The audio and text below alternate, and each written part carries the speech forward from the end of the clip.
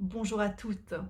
Je voulais aujourd'hui vous parler un petit peu des causes de l'endométriose. En tout cas, qu'est-ce que ça veut dire de travailler sur les causes?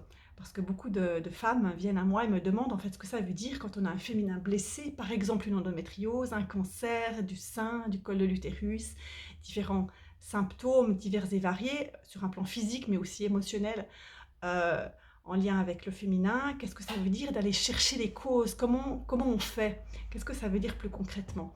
Alors en fait, déjà, parler de cause, ça nécessite déjà d'avoir compris que quand une maladie frappe à la porte sur un plan physique, c'est qu'en fait, elle a quelque chose à nous dire. La maladie, les symptômes physiques sont juste des messagers, en fait, de l'inconscient, de notre mémoire cellulaire, donc de tout ce qui est imprimé dans nos cellules, dans nos souvenirs, souvent très inconscients, bien sûr, dans notre inconscient. Et puis dans notre système énergétique, puisqu'on n'est pas uniquement un corps physique, on est fait de plusieurs corps, des corps énergétiques. Et notre système familial fait partie de ce corps énergétique, de toutes ces informations qui sont là autour de nous. Donc quand je travaille sur les causes, je pars du principe que j'ai pris soin déjà de mon corps, que les symptômes qui sont là, je suis prête à les prendre comme des alliés pour aller comprendre ce qu'il y a derrière. Hein, comme en fait un signal d'alarme. Hein. Donc les causes concrètement de l'endométriose, eh bien, qu'est-ce que ça veut dire d'aller travailler dessus? Ça veut dire aller beaucoup plonger dans ton enfance, dans ce que tu as vécu, parce qu'il y a vraiment des schémas parentaux, il y a vraiment des blessures très particulières qu'ont vécu les femmes qui souffrent d'endométriose, avec des histoires toujours très personnelles et différentes, mais vraiment cet enfant intérieur, hein, est vraiment le sujet numéro un à guérir. Je parle d'ailleurs de l'endométriose comme étant la maladie de l'enfant. Tu peux aller revoir cette vidéo sur ma chaîne YouTube du féminin blessé au féminin sacré, parce que c'est une vidéo clé où j'explique vraiment pourquoi c'est la maladie de l'enfant. Donc, qu'est-ce que ça veut dire? Du coup, s'occuper de cet enfant intérieur, eh bien, c'est d'aller revisiter certains espaces de l'enfance, c'est d'aller même travailler des espaces in utero, donc ce que tu as pu vivre dans le ventre de ta mère au moment de ta naissance. Il y a tous ces éléments-là qui peuvent jouer un rôle dans ce qui a pu provoquer, mettre en place ou permettre l'émergence de cette maladie. Mais cette maladie, elle va au-delà de ce que tu as vécu dans ton enfance. Elle va même dans ce que j'appelle moi des blessures d'âme, c'est-à-dire que l'âme, elle chemine de vie en vie. Alors on parle de vie karmique ou de vie parallèle. En tous les cas, on vient faire des expériences sur cette terre, dans la matière, et puis on vit des expériences pour apprendre, pour grandir. La terre, c'est une grande école, en quelque sorte.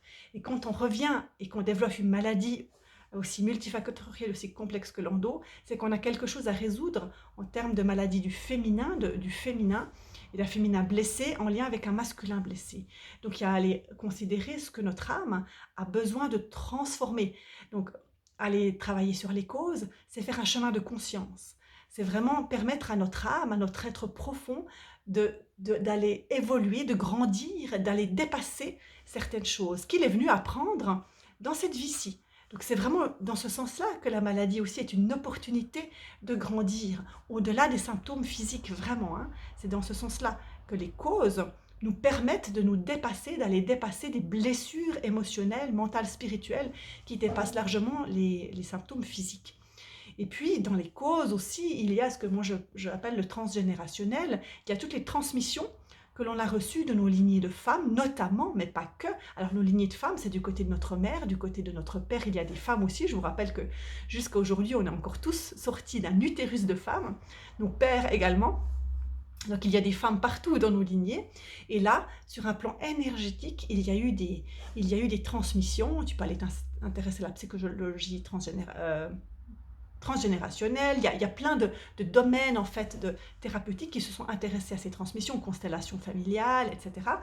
Et en fait, ce que je constate dans mes accompagnements, c'est qu'il y a réellement beaucoup de choses que nous portons dans nos utérus, dans nos matrices, dans nos ventres de femmes qui ne nous appartiennent pas, que ce soit par rapport aux lignées de femmes, aux lignées de femmes de nos systèmes familiaux, mais aussi des femmes de la Terre. Donc tout cela est à libérer, à nettoyer. Et puis après, il y a tout ce que tu as vécu, évidemment, que ce soit, je parlais de ton enfance, mais aussi de ta vie de femme, les fausses couches, éventuellement que tu as vécu, ben, les abus, enfin, il y a plein, plein, plein d'éléments de ta vie qui ont réactivé des blessures anciennes, des mouvements émotionnels qui font que peut-être tu es très en colère ou que tu as une colère très refoulée, qu'il y a beaucoup de désespoir, de solitude, une grosse blessure d'abandon, euh, beaucoup de maltraitance diverses et variées que tu as pu vivre, une difficulté à créer ta vie, à te déployer tel que tu en aurais envie, à te connecter à ta puissance.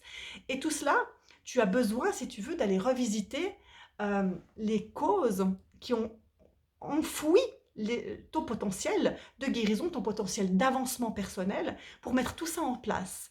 Et vu que tu n'as pas pu, d'une manière ou d'une autre, mettre ça en place, eh bien ton corps trouve cette stratégie pour te bloquer, par exemple en n'ayant pas d'enfant, pour que tu puisses aller visiter tes grosses peurs en lien avec la maternité, les grosses peurs de l'enfance, les traumas, etc.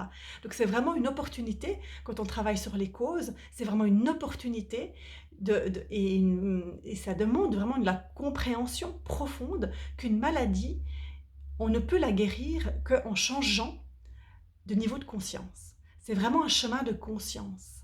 Hein. On parle beaucoup de quantique de nos jours, mais une vraie guérison au sens vraiment profond du terme, c'est un saut quantique. Il y a vraiment une grande, grande transformation qui se fait à l'intérieur et cela se fait par un chemin thérapeutique, un chemin où on est guidé pas à pas en fonction de notre histoire. Alors les causes se guérissent, je trouve, relativement rapidement. En tout cas, c'est ce que je vois dans mes accompagnements individuels, parce qu'aujourd'hui, j'en ai une connaissance et une maîtrise exceptionnelle, puisque c'est vraiment quelque chose voilà, qui est propre à ma mission de vie, de maîtriser ces causes en lien avec l'endométriose et le développement de maladies du féminin, de troubles du féminin et des déséquilibres entre féminin et masculin. Par contre, ce qu'il faut comprendre, c'est que le corps physique, la densité, la matière est un peu plus lente. C'est-à-dire que un processus de guérison n'est pas linéaire. Donc tu peux, en te mettant en chemin par rapport aux causes, voir de très gros changements, transformations, apaisements, allègements, et c'est vraiment magnifique. Il y a vraiment des moments de grâce exceptionnels quand on accepte de se mettre sur ce chemin en allant travailler sur les causes, en plongeant aussi dans ce qui nous fait peur. Par contre, des fois, le corps physique, il met un peu plus de temps pour réagir. Alors, parfois, il y a vraiment des transformations très rapides, des disparitions de douleurs très rapides. Alors, mes patientes, des fois, me témoignent de transformations extrêmement rapides, compte tenu de la douleur qu'elles vivaient avant. C'est en l'espace de quelques semaines, en l'espace de quelques mois, il y a vraiment un bouleversement énorme. Mais pour une disparition totale, je dirais, de tous les foyers d'endométriose, etc., ça peut prendre évidemment beaucoup, beaucoup de temps.